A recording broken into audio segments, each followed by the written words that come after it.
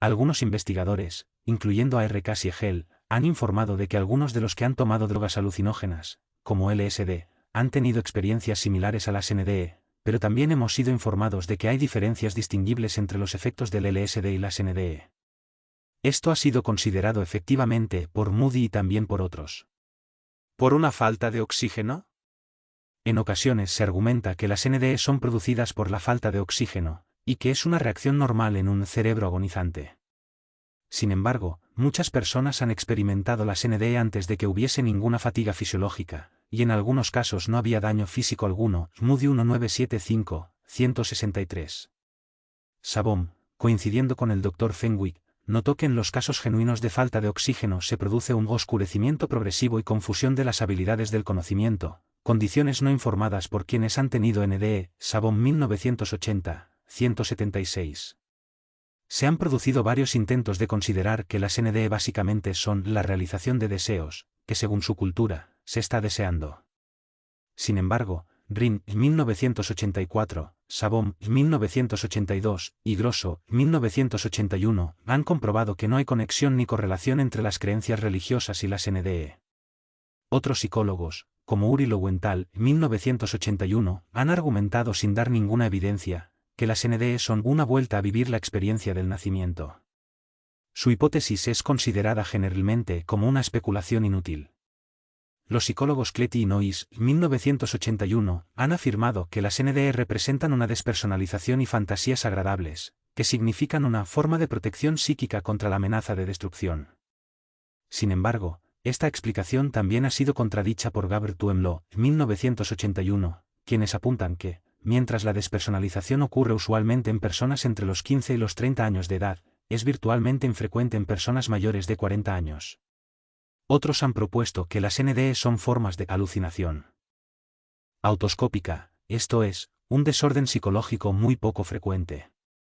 Pero tanto Sabom, 1982, como Gabor Tuemlo, 1981, encontraron que eso es muy poco probable en base a un sinnúmero de diferencias significativas. ¿Explicaciones neurofisiológicas? Moody consideró los paralelos entre la revisión de la vida anterior de los pacientes que tuvieron NDE y las escenas retrospectivas experimentadas por los pacientes con anormalidades neurológicas. Concluyó que ambas eran esencialmente diferentes, puesto que las escenas retrospectivas eran casuales y referentes a hechos triviales olvidados después del ataque, mientras que en la comprobación de los eventos de las NDE, estos eran ordenados cronológicamente y refiriéndose a los puntos más relevantes de la vida, fueron vistos de una vez y constituyeron una visión unificada, lo que le dio a la persona una mejor comprensión del propósito de su vida. Moody 1975, 166. ¿Cerebro moribundo? El Dr. Peter Fenwick es un socio del Colegio Real de Psiquiatras, y un neuropsiquiatra con reputación internacional, es especialista en la interfaz entre el cerebro y la mente y el problema de la conciencia.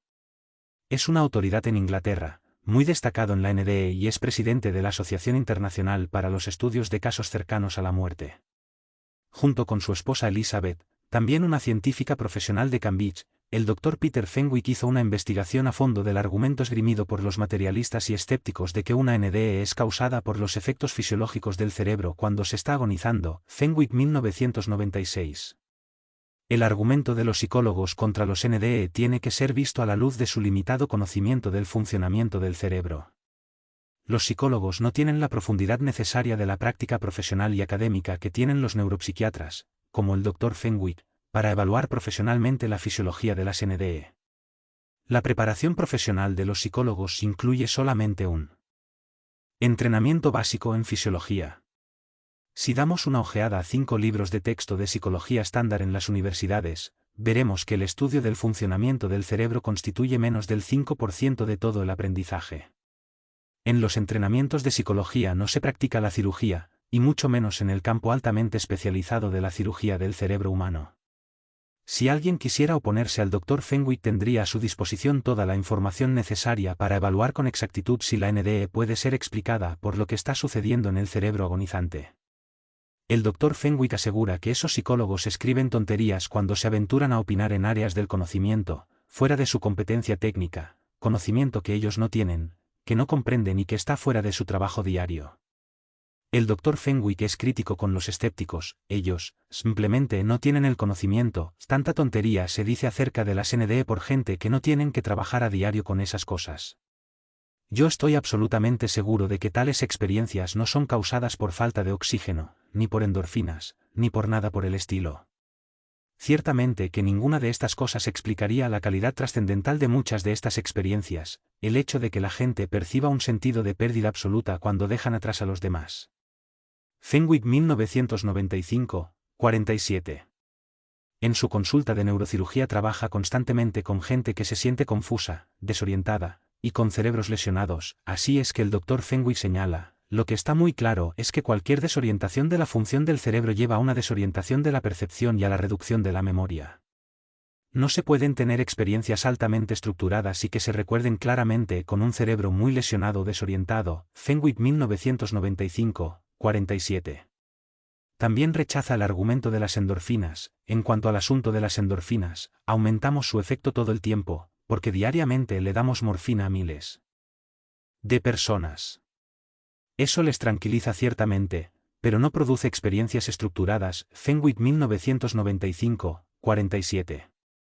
A los escépticos con mentalidad cerrada les pedimos que respondan a lo siguiente, asterisco si una NDE es el resultado de un cerebro moribundo, también debería pasarle a todos los que se están muriendo. ¿Por qué no todos los que están cerca de morirse cuyo cerebro está moribundo experimentan una NDE? Asterisco si la NDE es el cumplimiento de un deseo, ¿por qué no todas las NDE son positivas? Porque algunos que tienen experiencias neutras y /diagonal o horribles NDE o negativas, según lo documenta Phyllis Afwater, 1994. Asterisco si la NDE es producida por la liberación de endorfinas, ¿qué evidencia objetiva existe que indique que la liberación de endorfinas necesariamente produce una revisión de la vida en forma ordenada? Asterisco ¿qué evidencia objetiva existe que demuestre que la liberación de endorfinas lleve a un fallo del sentido del tiempo y su relación con la persona? Asterisco ¿por qué es que casi todos los que viven una NDE experimentan una transformación permanente, consistente en una elevación espiritual y una forma de vivir más espiritual? Asterisco porque la mayoría de los que tienen NDE relacionan su motivación esencial, recientemente encontrada, cambio de actitud, con la experiencia que tuvieron saliendo fuera de su cuerpo. Asterisco ¿qué prueba objetiva hay para demostrar que comprendiendo el papel del sistema límbico y del lóbulo temporal pueda explicar las experiencias de familiaridad, perspicacia, vulgaridad repetitiva y el aumento, estadísticamente significativo, de las experiencias psíquicas que siguen a las NDE? Asterisco, ¿cómo explican los escépticos las increíbles coincidencias entre NDE y OB? Insuficientes explicaciones físicas. Elizabeth Fenwick, coautora del libro La verdad a la luz, una investigación sobre 300 casos de experiencias cercanas a la muerte, 1996, comenzó su investigación pensando que todo podría ser explicado en términos científicos, pero después de investigar concluyó que, si bien es cierto que se pueden encontrar razones científicas para algunas de las NDE, no encuentro ninguna explicación para todos los casos. Estos casos hay que explicarlos en su totalidad, y los escépticos simplemente no hacen nada de eso. Ninguna de las explicaciones puramente físicas satisface a los escépticos, pues subestiman ampliamente el alcance de las NDE, las cuales no son un conjunto de sucesos que ocurran al azar, sino que se trata de un acontecimiento altamente organizado y detallado. Fenwick 1995, 47. Estos puntos de vista son sostenidos mediante un estudio de NDE llevado a cabo en Holanda por el cardiólogo Dr. William Van Lammel y su equipo, quienes estudiaron 345 casos de personas que habrían muerto si no se les hubiera reanimado. El 10% de ellos recordaron una sustanciosa experiencia NDE y el 8% una experiencia no tan completa. Los resultados con estos pacientes fueron comparados con los de un grupo de control idéntico, en términos de la seriedad de su enfermedad, que no tuvieron NDE. De acuerdo con el Dr. Van Lammel, 1995, dice, nuestro hallazgo más notable fue que las NDE no tienen una raíz médica ni física. Todos los pacientes sufrieron la falta de oxígeno, a todos se les administró morfina. Todos fueron víctimas de fatiga nerviosa intensa, entonces, esas no son las razones para que el 18% hayan tenido NDE y el 82% no. Si las NDE fueran provocadas por cualquiera de esas razones, todos las habrían tenido. Van Lammel 1995. De forma similar, Yvonne Cassen, una psiquiatra canadiense, ha encontrado a lo largo de su práctica clínica gente no muy cercana a la muerte que informan haber tenido una experiencia NDE. Entre estas personas se incluían a pacientes que creían realmente que iban a morir y a los que estaban meditando. Cassen 1994, 73. Sin duda las NDE, juntamente con la SOBE y demás evidencias objetivas de los fenómenos psíquicos presentadas en este trabajo, constituyen un argumento muy poderoso a favor de la existencia de la vida póstuma. Capítulo 19. La ciencia y las apariciones. Yo había diseñado un psicomanteo, como los antiguos griegos, al cual la gente podría ir a consultar con los espíritus de los finados. Estaba claro que, con la debida preparación, la gente podría ver apariciones de sus queridos difuntos, que en vez de decirle a un especialista en terapias cómo se sentían al perder a un esposo o un hijo, podían hablar directamente con el ser querido Dr. Raymond Moody. Ver una aparición, la forma de una persona no presente físicamente, es compatible con el argumento de que todos sobrevivimos a la muerte física. La evidencia objetiva de las apariciones se obtiene por medio de estudios de casos y de apariciones producidas en el laboratorio. Un fenómeno muy común. Las apariciones son un tema frecuente en la literatura y leyendas de todos los países y en todos los tiempos. Han sido estudiadas científicamente desde 1882 por lo menos, y los resultados nos demuestran que este estudio ha sido realizado con amplitud. Kerry 1978, 17 Vales 1973, 17. La primera investigación sistemática de las apariciones fue instituida por la Sociedad Inglesa para la Investigación Psíquica, en 1882. El resultado fue incluido en el libro Fantasmas de los Vivos, por Miers, Padmore y Gurney. En el año 1889 comenzó un estudio internacional mucho más detallado, en el que se recibieron 32.000 casos de evidencias o apariciones y fueron recibidos 17.000 mensajes en inglés. El informe publicado en 1894 llena casi todo el volumen X de los procesos de la Sociedad para la Investigación Psíquica de Londres.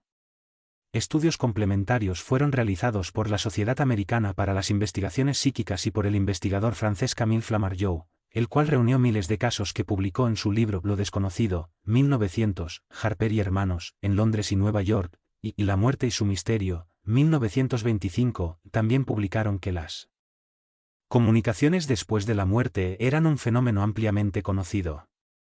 Un sociólogo de la Universidad de Chicago realizó un muestreo con 1.467 americanos en el que les preguntaba si habían sentido alguna vez algún contacto con alguien que había fallecido. El 27% respondieron que sí, y Greenlee 1975.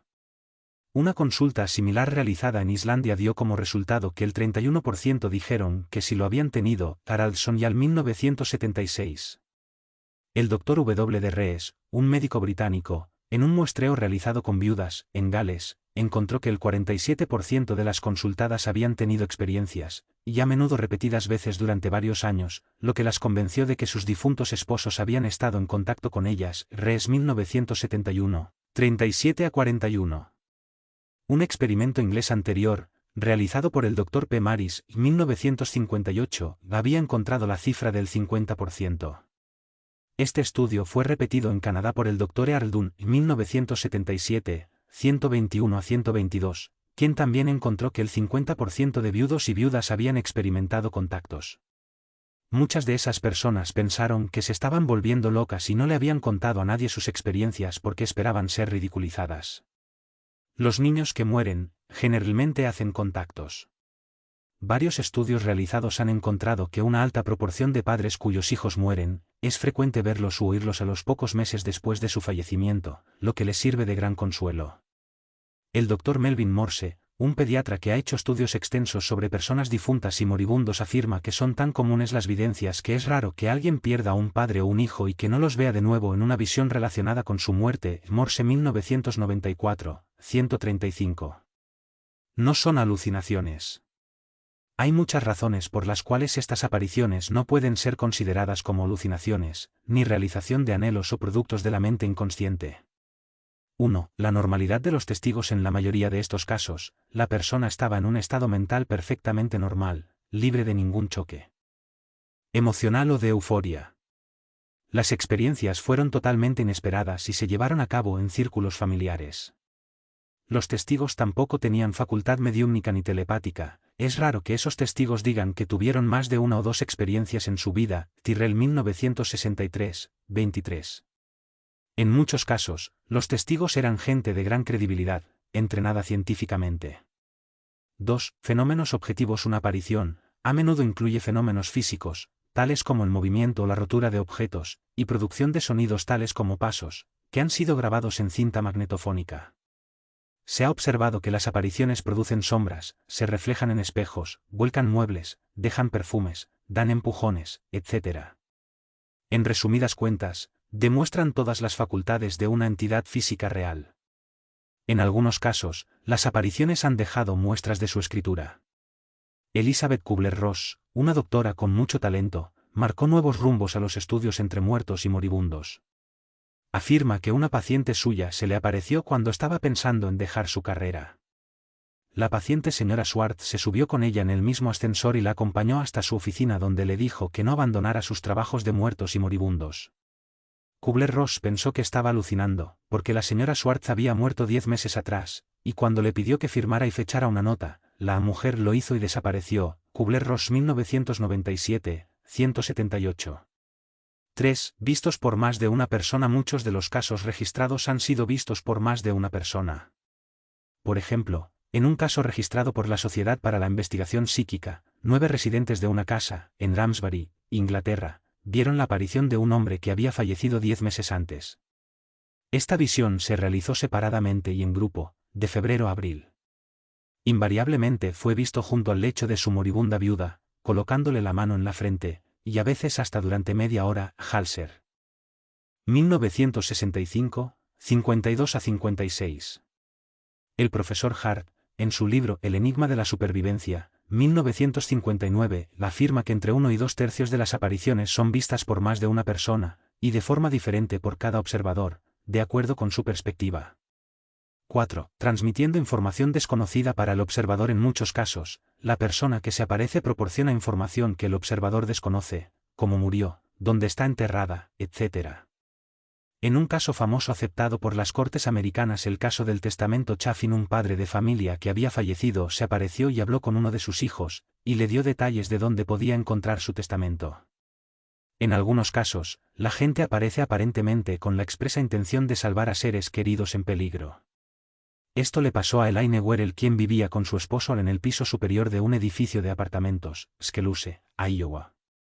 Un día, ella vio a un joven en el pasillo que le hacía señas para que le siguiera y la llevó por las escaleras hasta el apartamento inferior donde vivía una viuda, a quien ella apenas conocía.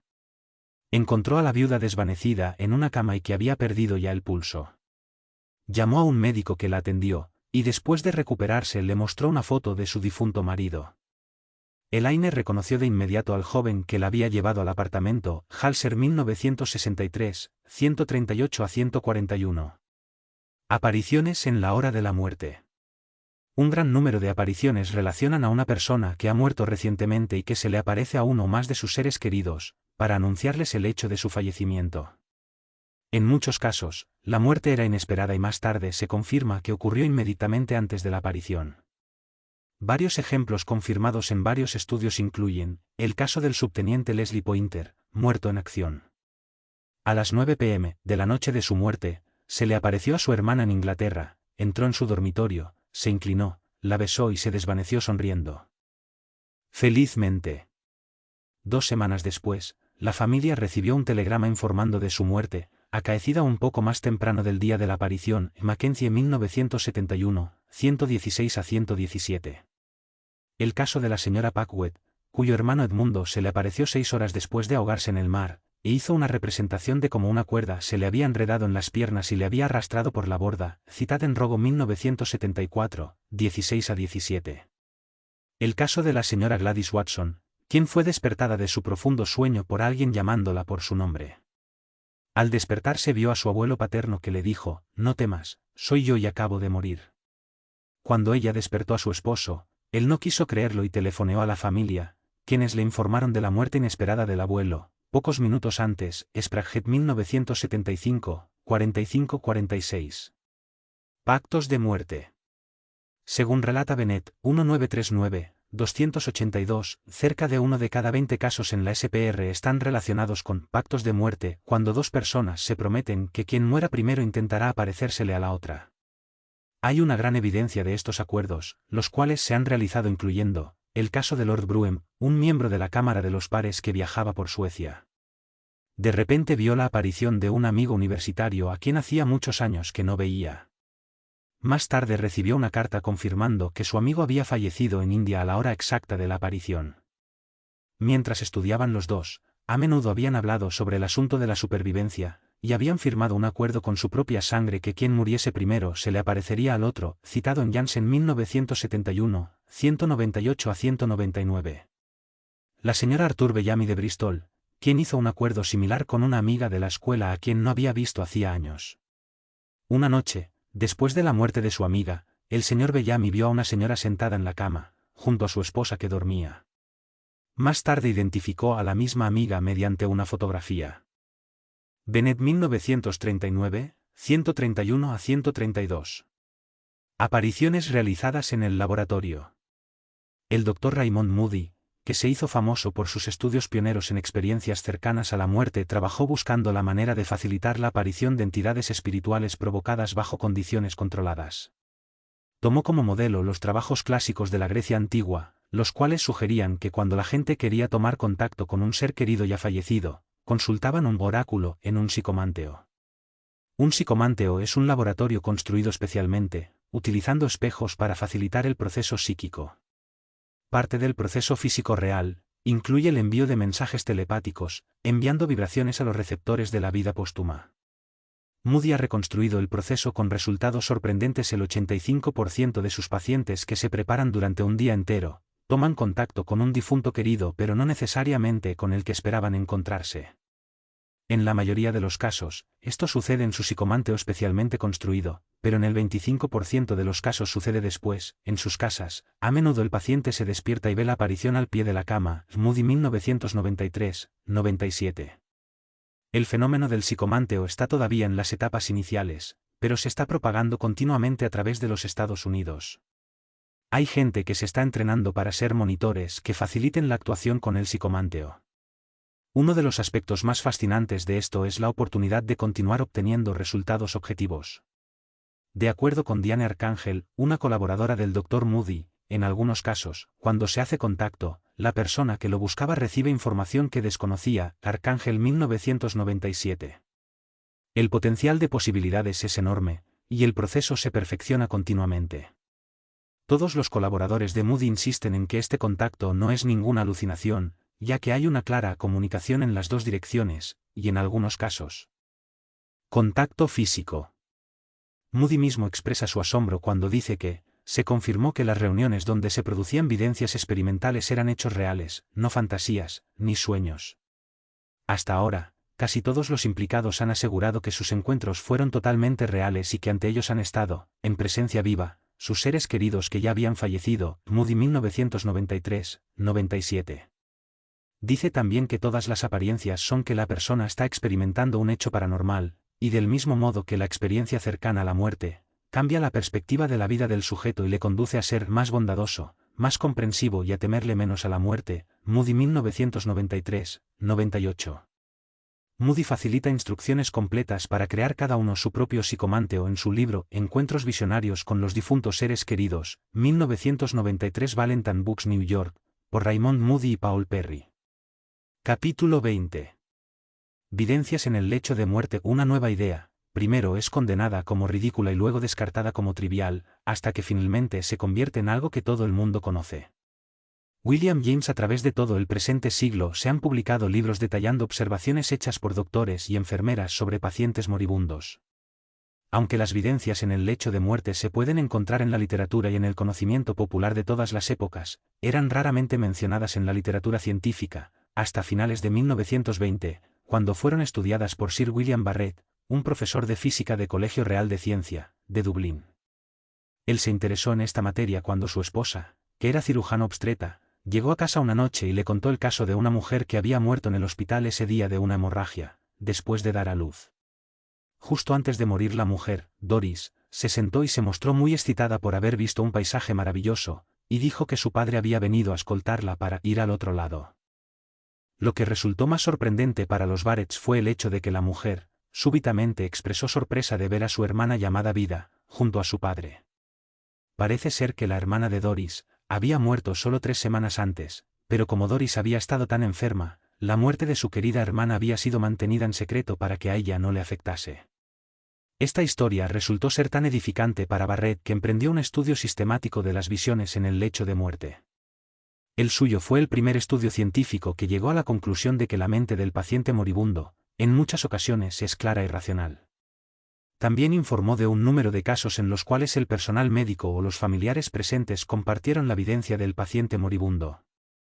Su libro publicado en 1926 fue titulado Visiones en el lecho de muerte.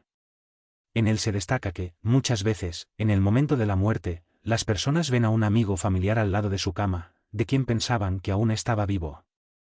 Cuando se comprobó se vio, que en todos los casos la persona que ellos vieron había muerto antes, sin su conocimiento. Niños moribundos, frecuentemente expresan sorpresa porque los ángeles que ellos ven esperándoles no tienen alas. En los años 1960, el Dr. Carly Sosis, de la Sociedad Americana para la Investigación Psíquica, hizo un estudio piloto de evidencias en el lecho de muerte, las cuales confirmaron las conclusiones a las que había llegado Barrett y que más tarde fueron verificadas a través de diferentes culturas. Sus descubrimientos fueron, la clase de evidencia más común era referente a personas que habían muerto antes que ellos. Las evidencias, usualmente eran de corta duración, de unos 5 minutos o menos. Los pacientes moribundos decían que el visitante había venido con el propósito de llevarles consigo. Las creencias en la vida póstuma no influyen en la frecuencia o clase de aparición vista. La mayoría de los pacientes sujetos a estudio no habían tomado drogas que pudieran causar alucinaciones. En 1977, el Dr. Osis y su colega el Dr. Erlendur Haraldsson publicaron un libro titulado A la hora de la muerte. Este libro incrementó el estudio original e incluyó informes de más de 1000 doctores y enfermeras en India, así como de Estados Unidos. En total se informó sobre este tema, de más de 100.000 personas. Estos estudios se encontraron en buena correlación con los trabajos pioneros hechos e informados durante un periodo de 30 años, del Dr. Robert Crocal, de Inglaterra. De acuerdo con la información que le fue dada por el personal médico, solo el 10% de las personas que fallecen están conscientes poco antes de su muerte. De este grupo, solo la mitad o 2/3 partes tiene evidencias cercanas a la muerte. Estas evidencias consisten en visitas y apariciones de seres queridos, vistas del otro mundo e inexplicables estados de ánimo exaltado. El Dr. Melvin Morse plantea que el historiador francés Philippe Ariès encontró documentación de que ya antes del año 1000 AC. Los moribundos solían contar que tenían visiones de Dios y decían que veían a los que habían muerto antes que ellos. Se lamenta de que hoy los pacientes que tienen tales evidencias son tratados como ansiedad con narcóticos y Valium, los cuales borran de la memoria a corto plazo y evitan que los pacientes recuerden cualquier visión que hayan tenido. Morse 1993, 60.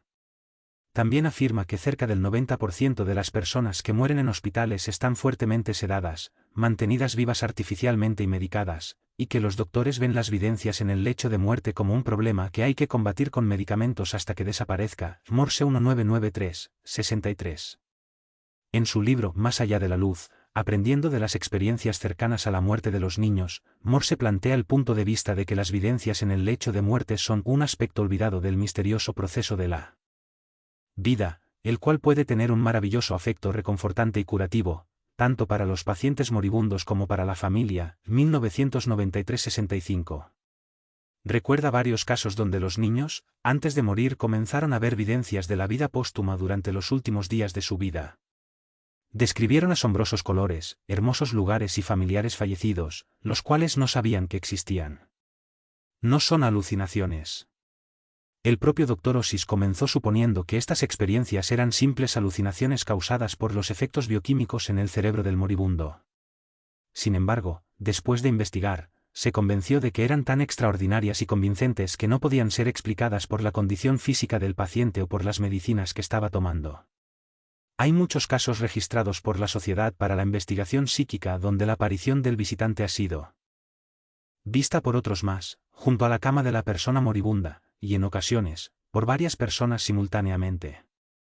En un bien documentado caso de aparición en el lecho de muerte que fue vista por una mujer moribunda, también lo fue al mismo tiempo por Harriet Pearson y sus 3 familiares que la estaban cuidando. Diario de la SPR, febrero de 1904, 185 a 187. En otro caso de un muchacho joven que se estaba muriendo, 2 testigos, de forma independiente, vieron a su recientemente fallecida madre al lado de la cama del niño, procedimiento de la SPR, volumen 6 p. 20. Las videncias en el lecho de muerte tienen consistencia y evidencian la existencia de la vida póstuma.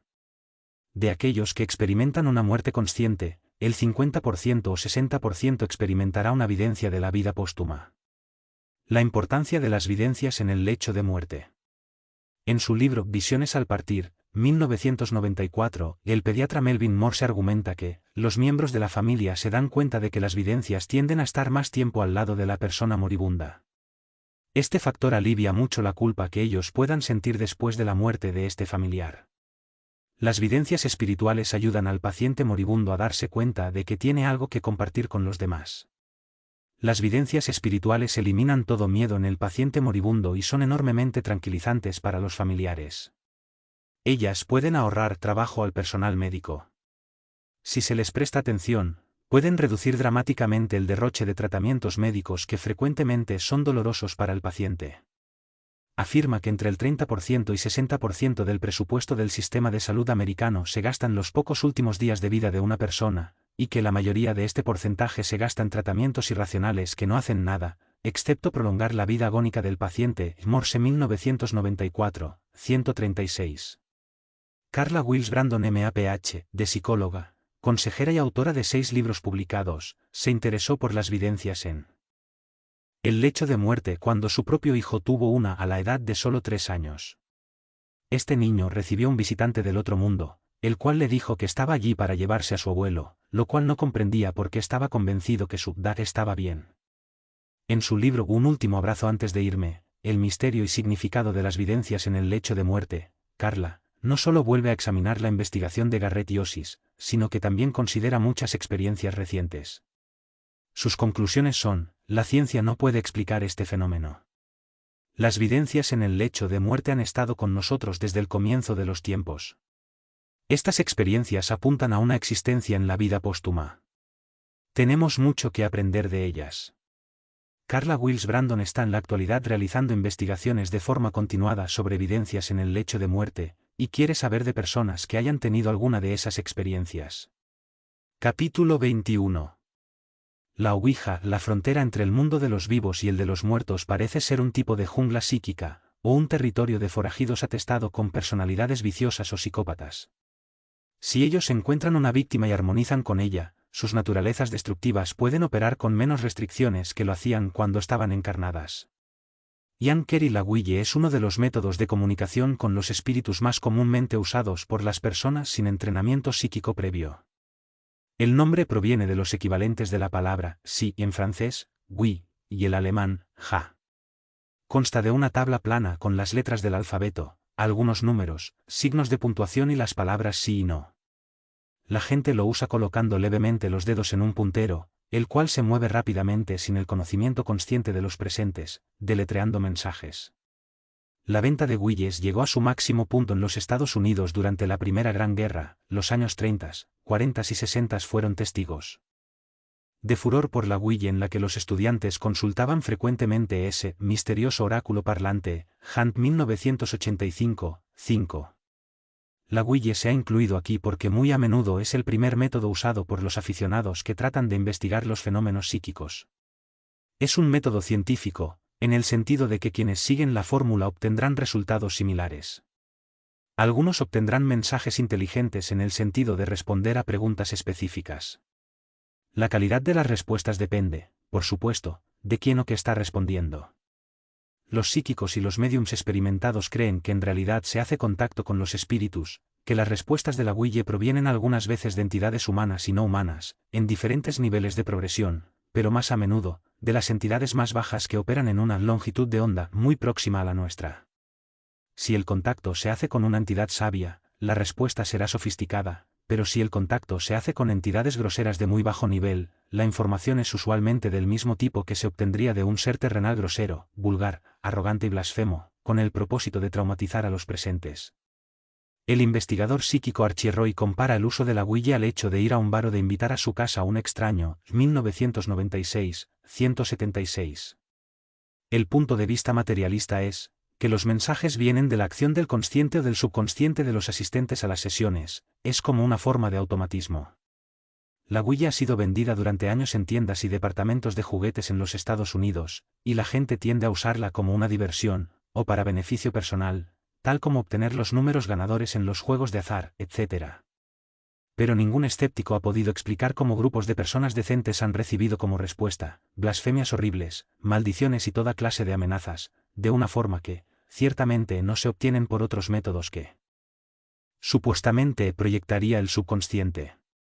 Stoker Hunt, que investigó los efectos del uso de la Ouija, sintetiza así un patrón común de comunicación que se desarrolla entre los asistentes y la fuerza con la que comunican. El invasor, espíritus del bajo astral, se concentran las debilidades de carácter de la víctima, los que utilizan la Ouija irresponsablemente.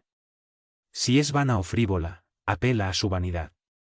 Necesito tu ayuda, dirá el seductor, y solo tú puedes ayudarme. La entidad, evidentemente, es maligna y no vacila en mentir, en hacerse pasar por otra persona, generalmente un ser querido ya fallecido, y en adular.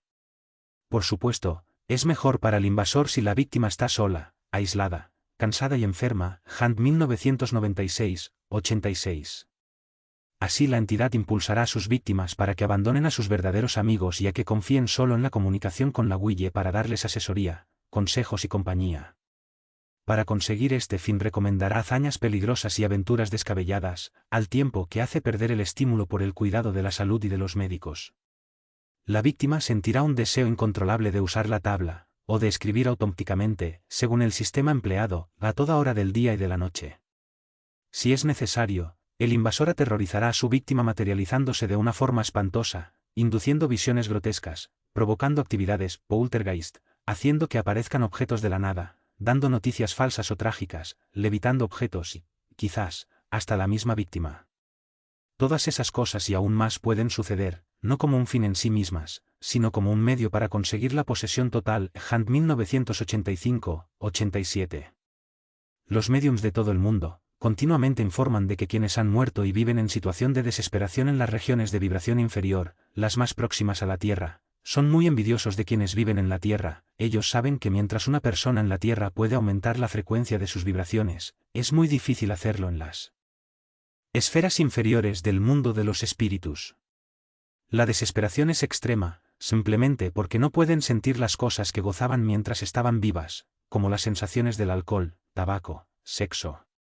Si esos seres vulgares que responden a través de la Ouija tuvieran la capacidad de amar, de un pensamiento caritativo, o de cualquier otro atributo espiritual positivo, no estarían en las condiciones en las que están. Si tan siquiera tuvieran la capacidad de pedir ayuda que les alivie de su miseria, recibirían ayuda, según nos dicen desde la vida póstuma. Muchos investigadores de EVP, ver capítulo 3, han grabado voces que llegan desde ese nivel en el que hablan obscenidades, suspiros siniestros y, algunas veces, en un tono claramente hostil. Lazarus 1993, 158. Cualquiera que sea la explicación que se acepte, la hipótesis espiritual o la teoría del subconsciente de los que juegan, hay muchos casos de enfermedades psiquiátricas que han sido originadas por jugar con la tabla y que necesitan ser tomados seriamente. La Ouija puede ser altamente peligrosa para aquellas personas que son muy sugestionables, para cualquiera con desórdenes emocionales o de personalidad, o que han estado usando drogas que alteran la mente. Los expertos aconsejan que bajo ninguna circunstancia sea usada por niños o por quienes no tienen sentido de su propia identidad. Coubine 1979.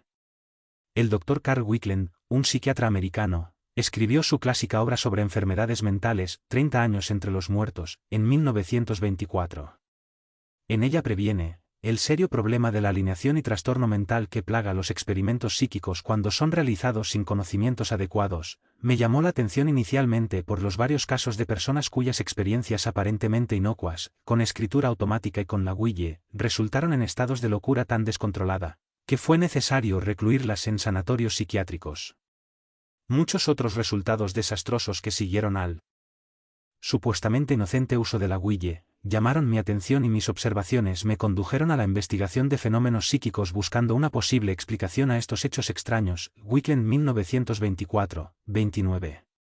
Wickland comprendió que podía curar muchos de estos casos diagnosticados como demencia valiéndose de una medium en trance, que fue su esposa, la cual debería incorporar al espíritu que estaba obsesionando al paciente psiquiátrico. descubrió que muchas de esas entidades perturbadoras no se habían dado cuenta de que ya habían fallecido y no teniendo conocimientos de la vida póstuma, se encontraban en una condición de penumbra. Con la ayuda de inteligencias más desarrolladas del otro lado, se pudo persuadirlas para que se alejaran del aura del paciente, cuya luz les había atraído. Hugo Lynn Casey, el hijo del famoso psíquico americano Edgar Casey, tiene igualmente muchos casos de experiencias negativas por el uso de la Ouija. En su libro Aventúrese hacia el interior, 1964, en un capítulo sobre escritura automática y la Ouija, afirma que las historias de personas metiéndose en dificultades extremas por haber realizado estas prácticas son comunes desafortunadamente. Lo más espantoso acerca de esto es, que puede estar ocurriéndole a millares de casos en internos de las instituciones mentales de todo el mundo, casi 1964. Paul Beard, como presidente del Colegio de Estudios Psíquicos de Inglaterra, estudió muchos casos de obsesión, por haber utilizado la Ouija, y llegó a la conclusión de que el uso habitual de la Ouija, o de la escritura automática, puede acarrear un contacto prolongado con un espíritu malévolo, quien puede infiltrar su influencia sobre el aura protectora de la víctima en cualquier momento, hablándole con voces o transmitiéndole pensamientos a su cerebro. Esto le puede producir malas sugerencias continuadamente, entre las cuales se podrían incluir alucinaciones visuales. Beard 1970. Ian Carey cita un caso en el que una joven madre sufría alucinaciones en las que creía que estaba torturando y matando a su bebé. Carey 1978, 190. Martin Eben relata sus experiencias personales negativas con la Ouija. En el libro La trampa de Satán, 1975, confiesa que comenzó siendo totalmente escéptico en todo aquello que tuviera algo que ver con lo oculto, pero que se tornó adicto a la tabla cuando le predijo con exactitud las inundaciones de 1973 en Nueva York, y le dio información confidencial exacta acerca de la muerte de un famoso columnista de chismes. Otra mujer que también hacía advertencias contra el uso de la tabla fue la medium Susie Smith, en su libro Confesiones de una psíquica, 1971. En él decía: aconséjenle a la gente de que se abstengan de consultar la Ouija y la escritura automática mientras no hayan aprendido a protegerse totalmente. Dicen que los esfuerzos inocentes de comunicarse son tan peligrosos como jugar con fósforos o con granadas de mano. A mí me pueden utilizar como ejemplo de lo que no se debe hacer, porque yo experimenté muchos de los peores problemas durante mi desarrollo psíquico. Si hubiese sido prevenida por alguien con experiencia en este campo, de que mis lecturas me podían trastornar mentalmente, habría sido más cautelosa. Smith 1971. Hace pocos años conocí un serio caso en el que un joven había estado utilizando la Ouija, preguntando números ganadores para apostar. Durante algún tiempo, en realidad, ganó, y estaba muy excitado por la información dada por sus nuevos amigos, pero cuando trató de abandonar el uso de la tabla, comenzó a ser obsesionado por voces que le despertaban a la 1 o a las 2 de la madrugada, con gran terror por su parte al sentirse literalmente ahogado por una entidad vengativa que le reclamaba una deuda. Algunas comunicaciones positivas. Mientras los psíquicos experimentados advierten sobre los peligros del uso de la Ouija y nos señalan que muchos de los comunicadores que aparecen no son lo que pretenden ser, ha habido muchas comunicaciones duraderas que comenzaron a través de ella. Un caso espectacular de comunicación positiva fue el de Pearl Keren, quien usó la Ouija con su vecino el 12 de julio de 1912. Después de experimentar durante un año, comenzó a recibir mensajes de Patience Ward, quien dijo ser una entidad espiritual nacida en 1649 cerca de Dorsetshire, en Inglaterra. Entre 1912 y 1919 dictó 5 millones de palabras entre epigramas, poemas, alegorías, cuentos cortos y novelas completas. Sus trabajos completos llenan 29 volúmenes y 4.375 páginas con espacios regulares. Redactó 5 novelas de longitud normal, siendo la que más éxito tuvo La triste historia, relativa a una historia de 300.000 palabras de la vida terrenal de Jesús de Nazaret, la cual, al ser publicada, recibió la crítica el 8 de julio de 1917 del periódico norteamericano The New York Times, que decía así: esta larga e intrincada historia de la vida de los judíos y romanos durante la vida de Cristo está redactada con la precisión y exactitud de la mano de un maestro.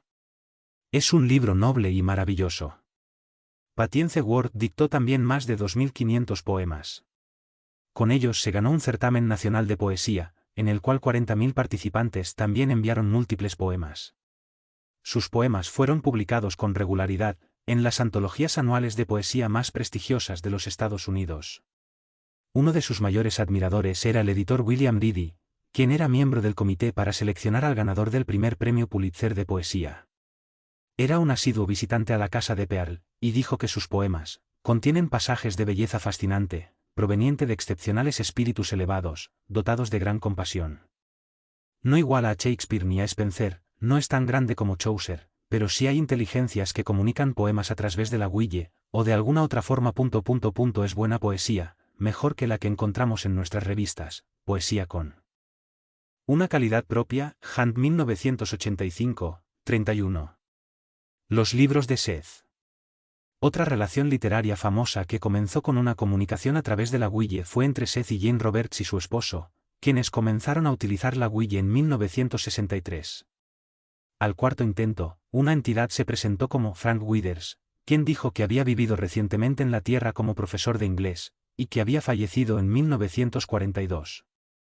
Más tarde explicó que prefería ser llamado Seth y que tenía una misión especial para ayudarle a la gente para que se entendieran entre sí mejor y conocieran mejor la realidad de la existencia del plano espiritual. Seth, a través de Jane, dictó varios libros de máxima venta, que tratan de la naturaleza de la realidad, de la reencarnación, de los sueños, de viajes astrales y de la naturaleza de Dios. Ha dado consejos a sus lectores para que desarrollen las técnicas de meditación y ESP. Ha diagnosticado enfermedades, descrito correctamente los contenidos de edificios y de habitaciones a millas de distancia, y se materializó en una reunión bien iluminada. Ver Roberts 1974, 1994, 1997, 1997b. Hay muchas otras historias de éxitos literarios y de relaciones creativas que se han desarrollado a través del uso de la tabla, incluyendo los de James Merrill, quien escribió La luz cambiante en Sandow B. 1982, y ganó un premio Pulitzer trabajando con la huille. Sus aterradoras experiencias, videncias, transformaciones corporales, presencias poderosas que sintió, así como sus alegres y positivas experiencias, están vívidamente descritas en el poema. Sin embargo, después de más de 30 años de practicar con la tabla, Merrill no se la recomienda a sus amistades, porque nunca se puede decir de antemano cuán susceptible será una persona determinada. Fuerte evidencia para la vida póstuma. Lo que encuentro asombroso acerca de la literatura sobre la huille es, hasta qué punto es preferible su uso, comparada con los descubrimientos de los investigadores que han trabajado con médiums de alto nivel sobre los fenómenos electrónicos de la voz y en las otras áreas de la investigación científica mencionadas en este libro. Es, sencillamente imposible, explicar las asombrosas y diferentes maneras de comunicación que se reciben cuando se comunica con las entidades de diferentes niveles, con frecuencia en rápida sucesión, puramente en base de la proyección del inconsciente de un individuo o de un grupo. Ha habido también un sinnúmero de casos sorprendentes, de comunicadores transeúntes a través de la huille. Estas son entidades que, aunque totalmente desconocidas para los participantes en las sesiones, han dado detalles correctos y verificables, como sus nombres, direcciones, ocupaciones, y algunas veces, un gran número de detalles. El Dr. Alan Gauld investigó 37 de las 240 entidades que aparecieron en un círculo de huille que se reunía en una casa en Cambridgeshire, entre 1937 y 1954, Gauld 1966-72, 273-340. En su ensayo por encargo de la Sociedad para la Investigación Psíquica explica cómo investigó los pormenores de algunos casos, algunas veces más de 20 años después de haberse realizado la comunicación, y que fue capaz de comprobar un número significativo de detalles en 4 casos, al menos. En el caso de Gustav Adolf Weidermann, Gauld pudo averiguar la personalidad del comunicador, y la siguiente información específica: viví en Londres, mi casa fue el albergue Charnwood, nacionalidad alemana, nombre correcto, Adolf Weidermann. Siempre fui conocido por Gustav, fui un racionalista, pasaba de los 70 cuando fallecí, tenía mi propio negocio, fui socio de la Universidad de Londres, fallecí hace más de un año. En estos casos, dice Gauld, los asistentes a las sesiones no perseguían publicidad ni dinero, y estaba convencido de que, de ninguna manera, ellos se tomarían la molestia de investigar en los archivos públicos para obtener datos que proviniesen de un gran número de fuentes, solo por el placer de engañar a los otros miembros del grupo, para luego olvidarlos durante más de 20 años por si acaso ocurriera el improbable caso de que alguien los llegase a investigar. Capítulo 22. Xenoglosia. Aunque se demuestre que la telepatía es verdadera, dijo un eminente biólogo a William James, los eruditos se unirían para ocultarla, porque perturbaría la uniformidad sin la cual los científicos no pueden llevar a cabo sus investigaciones. Citado por Brian Inglis, uno de los fenómenos psíquicos más asombrosos, el cual ha sido continuo y deliberadamente ignorado por los religiosos, escépticos y ateos, es la xenoglosia, esto es, la facultad de hablar o escribir en un idioma extranjero que una persona nunca ha aprendido. Después de que todas las otras posibles explicaciones, tales como fraude, memoria genética, telepatía y criptonesia, recordar un idioma extranjero aprendido antes, han sido investigadas, la xenoglosia se toma como evidencia de memoria de un idioma aprendido en una vida pasada, o de la comunicación con una entidad desencarnada, el espíritu de una persona que ya falleció. Hablando y escribiendo un idioma nunca aprendido. Existen muchos casos registrados de adultos y niños hablando y escribiendo en idiomas que ellos nunca han aprendido. Algunas veces esto ocurre espontáneamente, pero es más frecuente que ocurra cuando las personas están bajo hipnosis, o en un estado alterado de conciencia. En algunos casos solo se pronuncian unas pocas palabras, pero en otros casos la comunicación con el médium se hace totalmente fluida y capaz de conversar a través de él, con interlocutores nativos en oscuros dialectos que no han sido utilizados durante siglos.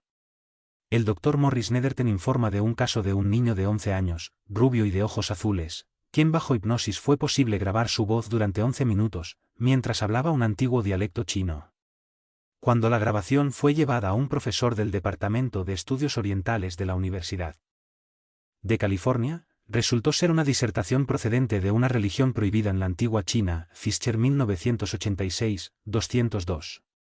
El médium americano George Valentine, bajo trance, realizó sesiones en ruso, alemán, español y galés. El médium brasileño Mrebeli habló y escribió largos documentos técnicos en más de 30 idiomas, incluyendo sirio y japonés, en presencia de científicos y gran cantidad de asistentes, de hasta 5.000 personas, ver capítulo 10 y Lazarus 1993, 121. En 1977, los doctores de una penitenciaría estatal en Ohio, Estados Unidos, descubrieron que un violador convicto llamado Billy Mulligan había sido poseído por dos distintas personalidades, ambas de las cuales se comunicaban en diferentes idiomas. Mulligan nació y se crió en Estados Unidos y no hablaba ningún idioma extranjero, pero cuando era poseído por Abdul, Mulligan podía leer y escribir en perfecto árabe, mientras que con la personalidad de Rugen, hablaba un perfecto serbocroata con un fuerte acento eslavo, Lazarus 1993, 83. El fraude y las memorias suprimidas se descuentan. Las explicaciones más frecuentes en estos casos son el fraude deliberado, que la persona en cuestión haya aprendido un idioma en la niñez temprana sin haberse enterado de eso. Los investigadores cuidadosos siempre se ocupan de investigar esas dos posibilidades.